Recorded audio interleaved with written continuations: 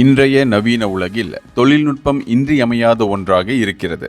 உலகெங்கும் உள்ள மக்கள் தங்களின் பல்வேறு அன்றாட கடமைகளையோ அல்லது பணிகளையோ திறம்பட செய்வதற்கு முக்கியமாக தகவல் தொழில்நுட்பத்தையும் சமூக வலைதளங்களையும் பயன்படுத்துகின்றனர்.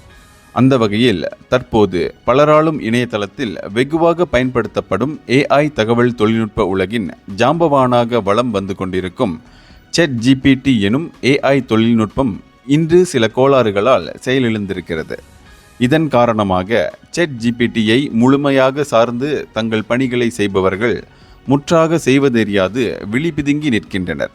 என்னதான் நாம் விஞ்ஞானம் என்று பெருமை கொண்டாலும் இவ்வாறான தருணங்கள்தான் நம்மை ஆழ்ந்து சிந்திக்க வைக்கின்றன.